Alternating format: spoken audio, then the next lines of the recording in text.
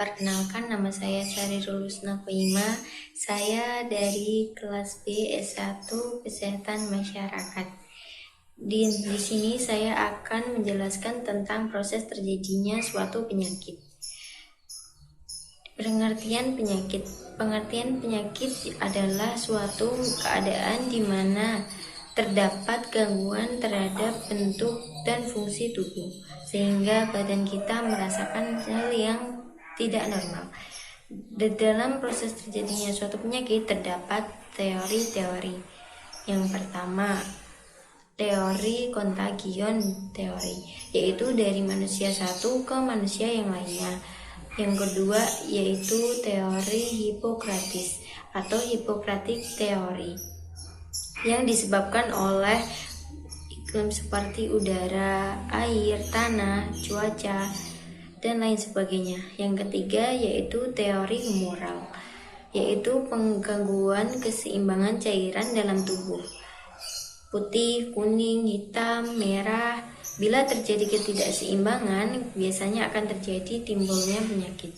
Yang keempat yaitu teori miasma atau miasmatik teori, yang disebabkan karena adanya sisa-sisa makhluk hidup yang mati dan mengalami pembusukan. Itulah yang membuat lingkungan menjadi kotor. Yang kelima yaitu teori jasa training atau teori. Di sini teori tersebut berkembang karena ditemukannya mikroskop, sehingga jasa training atau mikroorganisme dianggap sebagai penyebab tunggal. Selanjutnya di sini ada jenis-jenis penyakit. Jenis-jenis penyakit ada 3. Yang pertama yaitu penyakit tidak menular.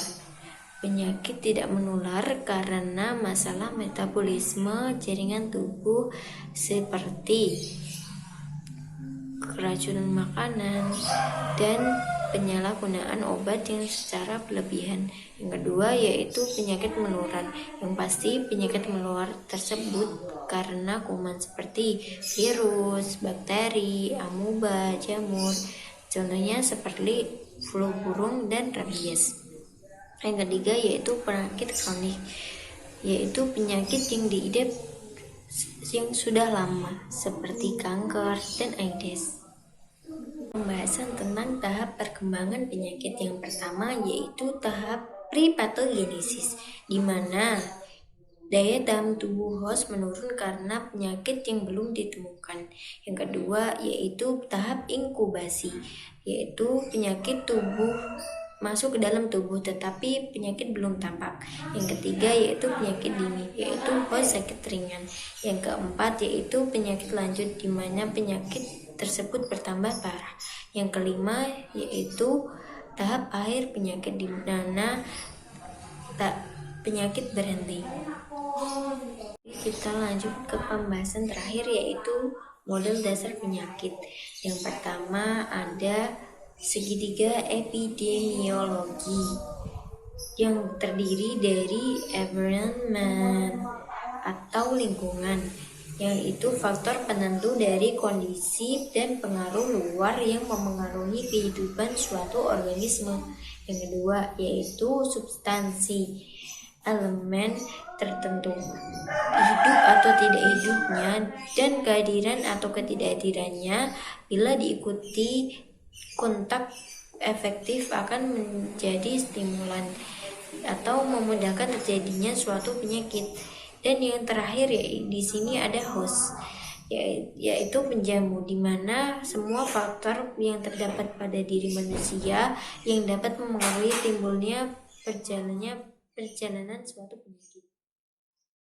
Model yang kedua yaitu model roda yang terdiri dari lingkungan sosial, contohnya stres mental. Yang kedua yaitu lingkungan fisik. Yang ketiga lingkungan biologis, contohnya penyakit malaria. Yang keempat yaitu lingkungan genetik, contohnya penyakit turunan. Dan model yang terakhir yaitu model jaring-jaring sebab akibat atau the web of causation, yaitu suatu penyakit tidak tergantung pada sebab berdiri sendiri, melainkan sebagai akibat dari rangkaian proses sebab akibat. Oke, itu saja yang bisa saya sampaikan. Maaf jika ada kesalahan kata, kurang lebihnya mohon maaf. Wassalamualaikum warahmatullahi wabarakatuh.